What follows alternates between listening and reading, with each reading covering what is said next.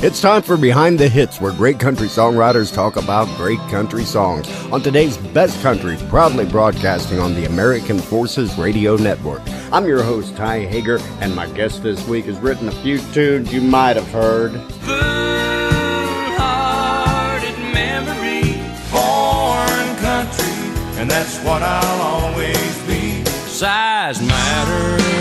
We'll be talking with hit songwriter and all-around cool dude Byron Hill about over 30 years of writing hit songs, and we'll also play clips from Byron's new CD, Radio Songs, which is a collection of his own renditions of many of the tunes we'll be talking about. Will we have fun? You're darn skippy we're going to have fun.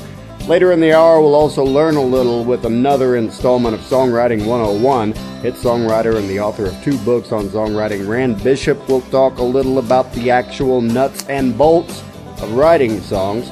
And, of course, with songwriting, the nuts far outweigh the bolts.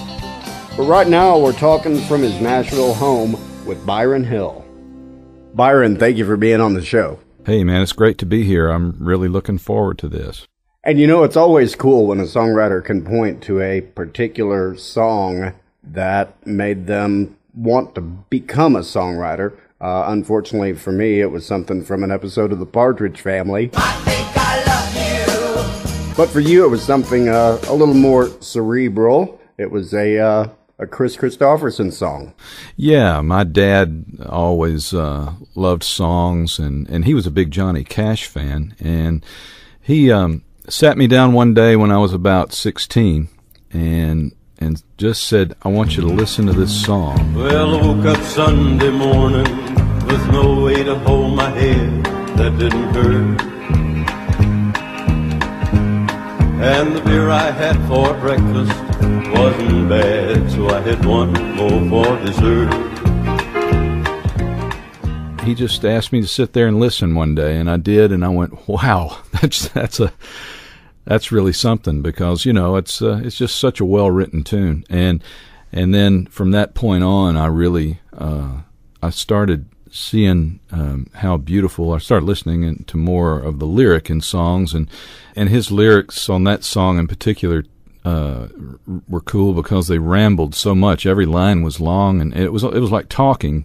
And that's something that I learned when I first got into Nashville, when I first moved to Nashville in 78, was to try to make my lyrics conversational. And I guess that song right there is a terrific example of the conversational lyric. I mean, you just sort of feel like he's telling you a story in that tune, and a powerful story it is. And so, like many aspiring songwriters, you sent out demo tapes to pretty much anybody who would take demo tapes. And you got some positive response from Jonathan Stone at ATV Music, and that began kind of a long and fruitful relationship with them. Yeah, 35 years later, I just spoke with him yesterday. And that's funny you should bring up his name, because he really did give me my break and my first leg up in the town. He responded to my tunes. I was like a lot of writers at the time, mailing stuff out, and I had never really taken the trip to Nashville, and he encouraged me to do so. And I remember walking into his office. He was at ATV. This would have been back about 1975, 76, somewhere in there. And he opened up the drawer in his desk, and he said, just want to show you something. Come around here and look. And I looked down in there, and there were all the tapes that I had sent him. And he had become a real fan.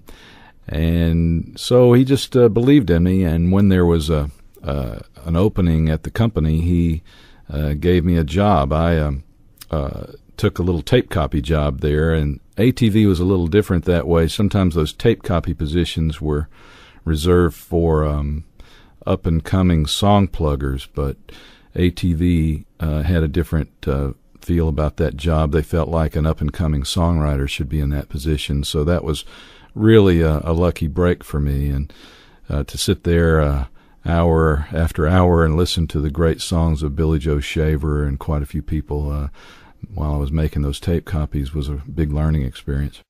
And so you ended up doing just a little bit of everything there at ATV. You were a song plugger. You were eventually the manager as well, did some producing. Yeah, it just, evolved, and it was good for me. I evolved into knowing a little bit about every aspect of the business, production, publishing, writing. So during that period also, I started working with Kathy Mattea. 18 wheels and a dozen roses, 10 more miles on his 4-day run. And produced her first album, got her record deal even while I was at ATV. She was singing demos for us. And we were using Kathy. This is kind of a sidebar story. We were using Kathy to sing demos for Anne Murray because Anne Murray was real popular at the time, and we needed a voice that would work for that. And Kathy, in those days, had not really developed her sound. She was really trying to be a full-fledged demo singer at the time and really, make a living that way, even though she was also waiting tables at Fridays. That's where I met her. But now don't tell me that a singer had a waiting job. Yeah, that's right. I think she told me Rodney Crowell worked there for a period of time too. I don't know. I imagine a lot of people worked at TGI Fridays down there on Elliston Place through the years. And then in 1981, you had your first big hit as a writer, something you wrote all by yourself for Johnny Lee, who was huge at the time. He had the Looking for Love in All the Wrong Places that was on Urban Cowboy, right? That one was Looking for Love in All the Wrong Places. I was on the heels of that. That had already come out. My song, right, I guess, was the second or maybe third single after that. I can't remember. But my song was in a follow-up movie that the same company did. The movie was called Coast to Coast. And I remember going home with the script one night. We had to get it done quick. Had to write a song and get it on the plane the very next day, so I went home with the script. So, I managed to get through that and came up with a tune, and by about, I went to bed and I got up early. I wasn't too sure about the song, and I got up and wrote another song. I wasn't happy with the one I had written the night before, and I wrote another song in 15 minutes, and that was Picking Up Strangers. And I ran it down to the office, put it down on a little tape, and got it on the plane that day. Picking up strangers, let me tell you about the dangers. You never know what they're out to get from you. You never know what they're gonna try to do. Picking up strangers, let me tell you about the dangers. You never know what they're out to get from you. You never know what they're gonna try to do. Picking up strangers, let me tell you about the day. From Johnny Lee's huge hit album, Looking for Love, that's Picking Up Strangers, which went to number 3 in 1981 and also picked up an ASCAP award for one of the most performed country songs of the year. Written by my guest this week on Behind the Hits, Byron Hill. Now, it's got to be really thrilling for you, especially looking back on it now 30 years after the fact, that you wrote George Strait's very first number one. Nickels and dimes, memories and wine, she's on his mind once again. I tell the story all the time. We didn't really know much about George at the time. He had a couple of things out there. He was a new guy on MCA, and this is to give credit where credit is due, this is a real good publisher story. My publisher, Jerry Teifer, he was very close with Jim Fogelsong over at MCA Records, and so they kind of came up with a plan together that to get George into a movie, sort of get him to the next step. And so the company that I was with had movie connections, and I'd already written the other song, Picking Up Strangers, for a movie, and so it sort of made sense to have me write the song with MCA's producer, Blake. And it was kind of a tall order that day, though. I mean, we couldn't just come up with anything. We had to come up with something that would fit the movie, would potentially be a hit for George, and make both albums, the soundtrack and George's album, and be something that everybody could, feel confident would get George to the next level. So we just got lucky, you know. We wrote a song, and it is a scary feeling thinking back on it at that moment. I didn't know I was writing my first number one, and I didn't know that I was writing the first number one for George, who would end up being this huge, you know. At the time, he was just a valid artist on MCA, someone I was interested in. I was interested in his career. A lot of eyes were on him, but he hadn't really become a big star yet. And so it's you just never know. You know, it's another lesson learned to be there for those opportunities, and it worked. Nickels and dimes, memories and wine. She's on his mind once again. Full-hearted memory. He sits patient. Believe it or not, that one started George Strait on the road to a world record for more number one hits than any artist of any genre in the history of recorded music. From 1982, that's Fool-Hearted Memory, written by Blake Mevis, and my guest this week on Behind the Hits, Byron Hill. And you know what's cool to me is how many of the songwriters that I've interviewed who have had George Strait hits, which just goes to show you, first of all, how many hits he's had, and also what a large pool of talent he has chosen his hit songs from. Yeah, and I really wish more artists would take a lesson from that one. It's why spend your time writing all the time when you should be out doing radio and touring and finding great songs? I mean, there's so many great songs and great songwriters in Nashville. To think that an artist can just all of a sudden sit down with a guitar, to think that all the artists can sit down with a guitar and duplicate the success that George Strait has had having great songs given to him. It's just a different thing now. It's really changed, and it seems to me that more artists ought to just go out and find great stuff rather than spending so much time trying to learn how to write. George had the advantage of getting the best songs from everybody every year. Every album he did, he got the best. And how can you beat that? You're listening to Behind the Hits on today's Best Country. Proud, honored, and thrilled to be broadcasting on the American Forces Radio Network. I'm your host, Ty Hager, and my guest is Byron Hill. And I guess this was all back in the day where you could just give somebody an acoustic guitar vocal demo or a piano vocal demo, something generally on a cassette tape, and actually have a shot of something happening with it. Well, years ago, you had music mavericks, music people, real song people involved in the A&R process. You know, you had Billy Sherrill, who was at CBS, was a great song man, and even Larry Butler at United Artists, great song man. You had these people who could hear a song through a piano vocal or a guitar vocal demo, and you didn't need to dress it up. You didn't have to prove to them it could be a great record, because that was their job to do that. Nowadays, you have a lot of different types of A&R people. You certainly do have some great music people in there, but a lot of them are coming up through the college ranks, and they're really not learning the way those people learn. He got 13 channels of a wrestling.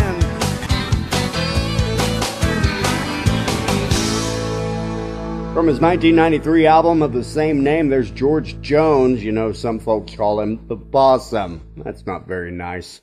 With a top 30 hit written by Zach Turner, and my guest this week on Behind the Hits, Byron Hill. Now let's talk about several of the hits that you've had a kind of a humorous element to them, or have at least been like tongue-in-cheek.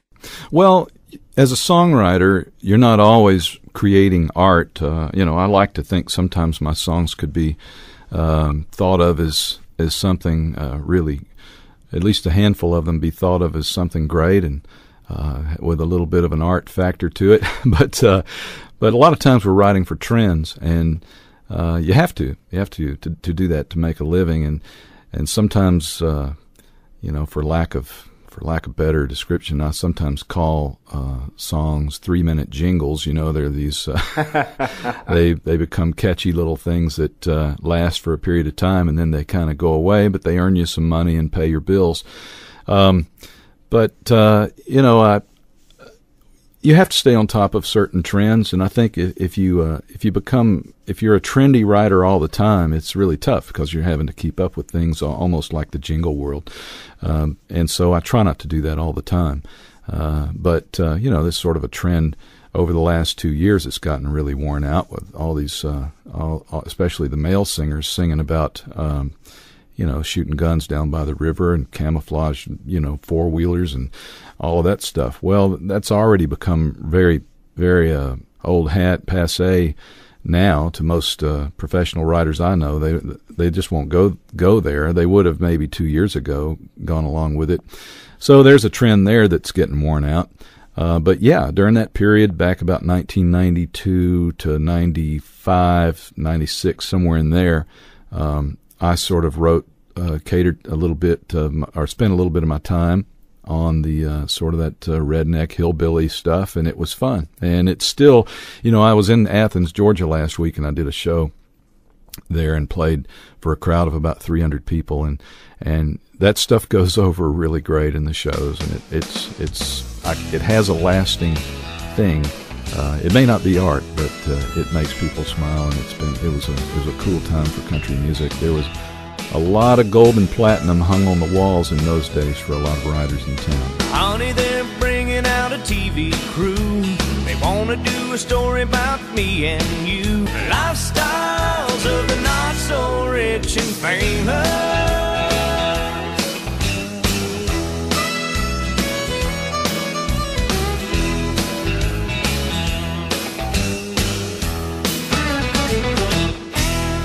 A top 5 hit for Tracy Byrd in 1994. That's a fun little ditty called Lifestyles of the Not So Rich and Famous. Another tune that won an ASCAP award for being one of the most performed songs of the year for writers Wayne Tester. And my guest this week on Behind the Hits, Byron Hill.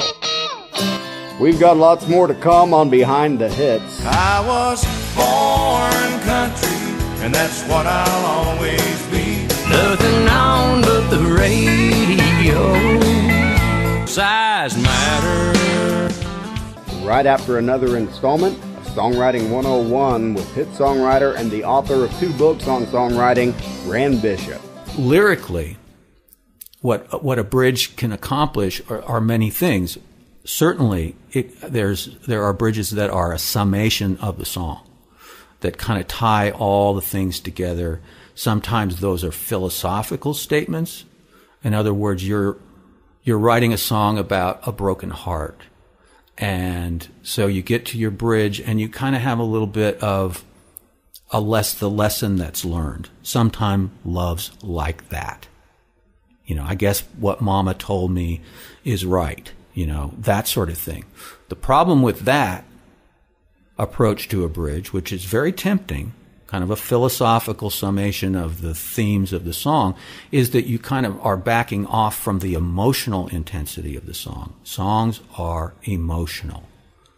And if you take this perspective of, well, I guess I'm wiser now in your bridge because I've learned these lessons, you're stepping away from the intensity of the emotion that you've created up until that point. People want to hear human experience. People want to hear passion. That's what we remember about songs. Rand's 2 books on songwriting, along with lots of other cool stuff, can be found at randbishop.com. Right now we're continuing with my guest, hit songwriter Byron Hill, who I spoke with from his home in Nashville. Let's talk about Gary Allan. You not only kind of helped get him discovered, well, not kind of, you really had a major hand in getting him discovered. You produced some of his stuff. You had a big hit in 2004 with him with Nothing On But the Radio. I met Gary in California. He was playing in a small club in Downey, California, and I was showcasing another act in that same club, and we asked Gary if we could use his stage to showcase an act, and I told him that I would have the label people that I had come out to see this other act, that we'd have them stick around and listen to Gary. And I quickly realized that Gary was a terrific talent, and he asked me if I could help him get to the next level and maybe get to Nashville and record some things. And so I started sending him songs, and that's how all of that evolved. And eventually it was a budget. He got a budget together.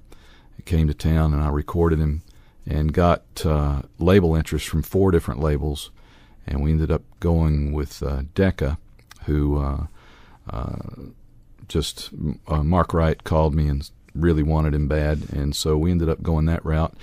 And it's and I was a co-producer on the first 3 albums. And I had this song written for a while. This Nothing On But the Radio, co-written with Odie Blackman and Bryce Long.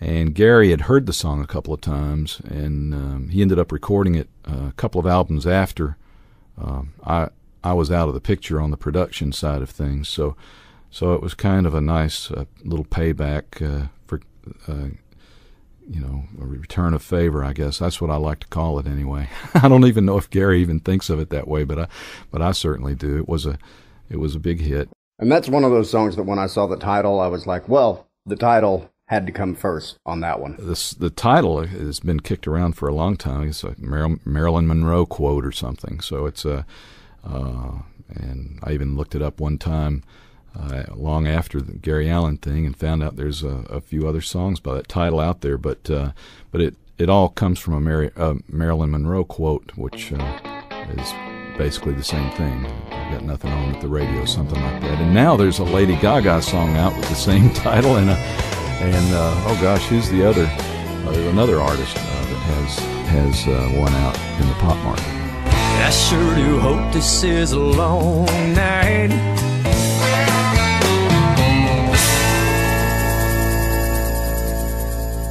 From the summer of 2004, there's Gary Allen's 3rd #1 single, Nothing On But the Radio, which describes me right now. Bah! Just kidding, I'm wearing socks. Bah! Okay, I'm fully dressed. Thank you. That one was written by Odie Blackman, Bryce Long, and my guest this week on Behind the Hits, Byron Hill. You're listening to Behind the Hits on today's best country, proudly broadcasting to our men and women in uniform, their families, and DoD civilians in 178 countries and U.S. territories and on 150 Navy ships around the world on the American Forces Radio Network. I'm your host, Ty Hager, giving a shout out and a thank you to all of those whose job it is to keep Americans safe. I thank you. Thank you very much. Thank you. Yes, I want to thank you. Right now we're continuing with my guest, hit songwriter Byron Hill, who I spoke with from his home in Nashville. Now, Byron, you've been in the business for a long time, and you know that there are still, every year, a bunch of songwriters coming to Nashville, trying to make it in country music. Is it tougher now than it's ever been, in your opinion? I think so. I think just because of the artists are not looking for songs like they used to. They're looking to write them. So that really kind of closed up that. When I moved to town, every artist was searching for songs. I mean, it was just you had a list of things every week, and the list was brand new every week almost of who all was looking, and that was a big quest in town, was finding that right song that would be a hit for someone.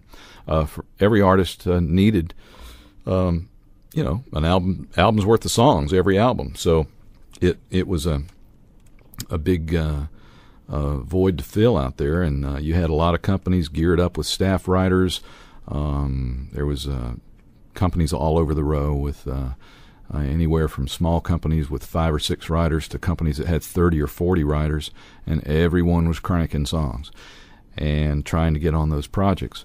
And so that sort of fed the new writers their pockets. You could if you could get into that machinery and get in on the bottom level and maybe get you a draw for $15,000 a year or even $12,000 a year, whatever you could get to get started. Once you get in and start writing with the better writers, you're going to get on something. Eventually it's just going to happen. But now it's real. There's really a whole different kind of of maneuvering that a writer has to do. The writer has to be very good at networking, very good at talking themselves up, because the publishing deals aren't there. You don't have a publisher who's slinging your name around for you, and you got to break through the comfort zone of these artists and get into their camps, and that's really a hard business. And it takes a special kind of writer who is not only good at creating a great song, but good at all those skills. And I wasn't that kind of a writer when I first moved to town. I was pretty shy. I didn't even know what an expense account was, and I didn't know how to get in any doors. And it's you're just it's just gotten very hard here. And a writer could come here and within a couple of years get a little bit of activity and get something going, start the ball rolling within a couple of years back in 1978 when I moved here. But now it's sort of the 10-year rule. If you're here 10 years, maybe you might get something going. Clear creeks and cool mountain mornings, honest work out in the fields, cornbread in my mama's kitchen, Daddy's saying grace before the meals. Family ties run deep in this land, and I'm never very far from what I am. I was born country, and that's what I'll always be, born country.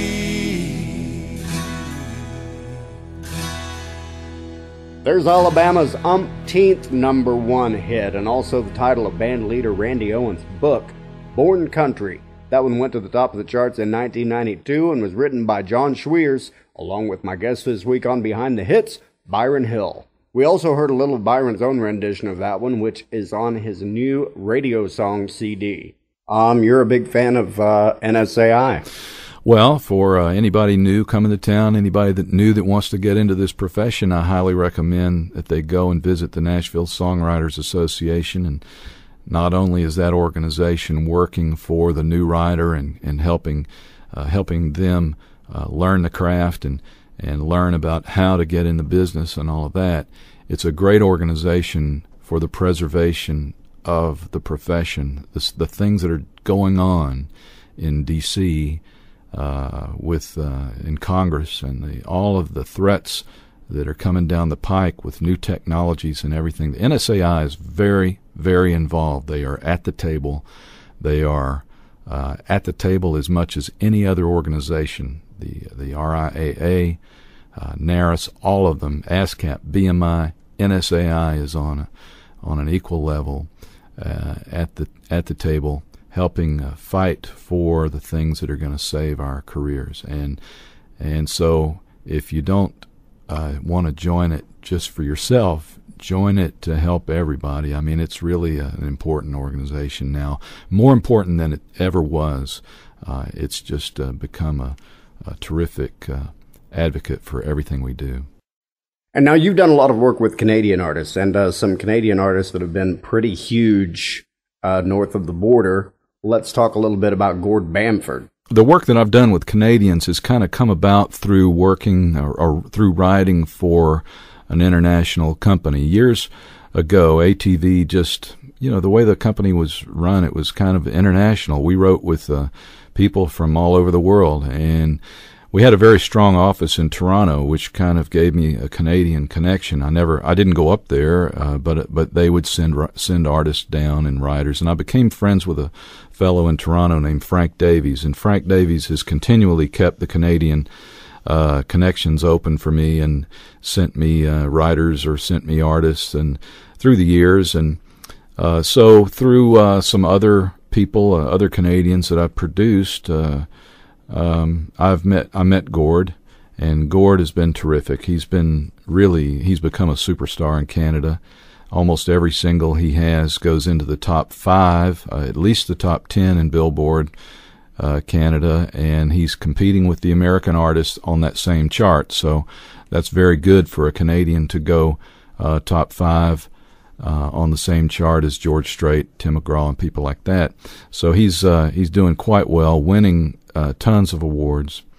And, you know, there's something in the water up there, especially in Alberta. I used to say that about other places in the U.S. I always said that Beaumont, Texas, there's something in the water there for sure, since so many great artists have come out of there. But I can honestly say the same thing about Alberta and areas like Edmonton and Calgary. It's the West out there. It's like Colorado and very interesting country. And the people there are rural. You sort of feel like you're in Texas when you're riding around there, and it's just there's a lot of great talent around that area of Canada. Well, I've tried to figure out what's got me here like this, feeling kind of crazy, baby, every time we kiss. Blame it on that red dress, yeah, yeah.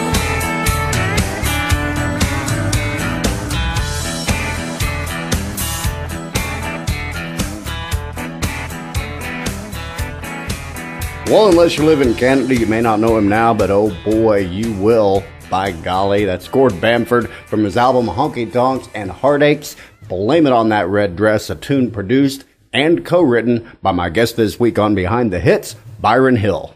And I'm curious to get your take on why some of the Canadian artists that are so big in Canada, so successful, have such a hard time getting recognition in the States. Because in addition to Gord Bamford, you are producing and writing songs for a group called Hey Romeo that's doing pretty well. It's not the one you think it is, the one we say each time we kiss. I heard it that first moment when we met. That first moment when you innocently looked my way, caught my eye, my lucky day. My life was changed forever when you said hello. Yeah, I think a lot of times the labels see all of that activity, but they look at the numbers. You know, we have these things called SoundScan charts, SoundScan reports that come out every week that tell how many units sell. And, you know, Canadian numbers are not nearly what they are in the U.S. And lately especially, the labels have been looking at these acts that sell 250,000 copies without even a radio hit in the U.S. And I'm talking about people like Colt Ford and a handful of others that are sort of, they're just making a lot of noise out there on the road and doing their tour. And the labels are really taking a hard look at that. But if they look at an act in Canada that's going top 10 or top 5, but their sales are more like 40,000, it just doesn't seem to impress the labels here, because they really don't get, generally, in the past, they have not gotten a piece of that airplay income. It's always been sales is what they're, that's how they make their money. So I don't know. That seems to be part of it. There's sort of a stigma too that comes along with Australian country, Scandinavian country, and Canadian country sometimes that I really hate. I think that there's a lot of talent, especially coming out of Canada, that is worthy of a major deal. But I don't know. I don't know if there's one prevailing opinion or feeling about it, but every label has experienced something that has either worked or maybe a few things that have not worked from the Canadian market. So I don't know. It's just it baffles me sometimes because, especially in Gord's case, he's got terrific touring. He's got a terrific machine behind him, lots of airplay, and so we're working that. I'm trying to get him some attention at the labels here. Let's talk about Size Matters. You co-wrote that with Mike Deacle, right? With a big old heart, who can love her like nobody can? Big old kisses that go on and never end. With a big old smile, he'll fill her world with laughter. Size matters. Yeah, Mike Deacle's been a longtime friend of mine. We We met about 1981, 82. I think it might have been 82 there. The first time I met him, I went in and cut 2 sides on him. And one of them just happened to be Scarlet Fever, his version of Scarlet Fever, that ended up getting recorded by Kenny Rogers. So Mike and I have been friends, since those days. I told him last week, I said, everyone has these little benchmarks in their career, things that they can point out, maybe the top 5 or top 10 things that really meant something in your career, and meeting Mike Deacle was one of those benchmarks for me. We've been friends for a long time, and I produced all of his records, and we continue to write together when we can. He's writing with artists too. It's sort of a big bunch of friends that he has down in Georgia that are doing well, and he's writing with some of them. And we get together when we can all the time. Someday she wants a big old house sitting on a big old hill, and a mile-long tree-lined driveway for a big old coupe de ville.